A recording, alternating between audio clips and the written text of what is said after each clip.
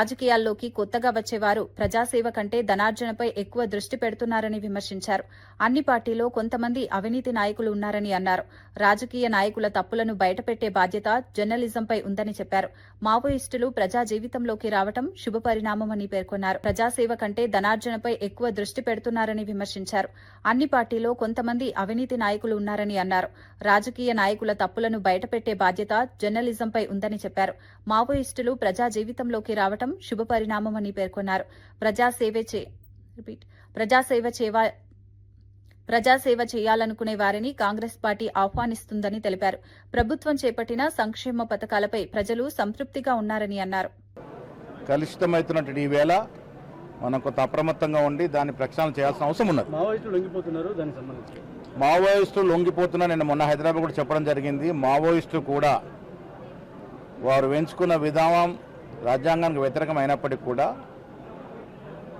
30 నుంచి 40-45 ఏళ్లు వారు అరణ్యవాసంలో గడిపి పేద ప్రజల యొక్క అభివృద్ధి కోసం పాటుపడ్డారు. వారు కూడా ఒక రకంగా పేద ప్రజలకి సేవ చేయాలని తపన పడ్డారు. మార్గం వేరు కావచ్చు. ఇలా కాంగ్రెస్ పార్టీ కూడా పరిపూర్ణంగా పేదల అభ్యున్నతి కోసం పనిచేస్తూ ఉంది. సో లొంగిపోయిన మావోయిస్టులు ఎవరైనా రాజకీయంగా వచ్చి ప్రజాసేవ చేయాలనుకున్నప్పుడు కాంగ్రెస్ పార్టీ వారికి సరైన ప్లాట్ఫామ్ అవుతుందనే మాట చెప్పాను. కారణం ఏంటంటే కాంగ్రెస్ పార్టీ పునాదులను ఉంది పేద ప్రజల యొక్క అభ్యున్నతి కోసం పాటుపడమని. కాంగ్రెస్ పార్టీ పరిపూర్ణమైనటువంటి లౌకికవాద పార్టీ. సో ఎవరైనా వచ్చి సేవ చేస్తారంటే కాంగ్రెస్ మంచి ప్లాట్ఫామ్ అవుతుందన్నమాట చెప్పడం జరిగింది. ప్రజాపాలన ప్రణాళిక ఏదైతే 99 రోజులు ఉందో హరీష్ రావు కామెంట్ చేస్తున్నారు, కేవలం ప్రచారం మాత్రమే చేస్తారు. హరీష్ రావు కామెంట్ చేసినా, కేటీఆర్ చేసినా ప్రజలు వినే పరిస్థితి లేరు. ప్రజలకి లబ్ధి జరుగుతూ ఉంది, ప్రజలకి సంక్షేమం అందుతూ ఉంది, ప్రజలకి అభివృద్ధి అందుతూ ఉంది. రేవంత్ రెడ్డి గారు ముఖ్యమంత్రిగా కాంగ్రెస్ ప్రభుత్వం ఇస్తున్నటువంటి ఫలాలు వీళ్ళ ప్రజలకు అందుతూ ఉన్నాయి.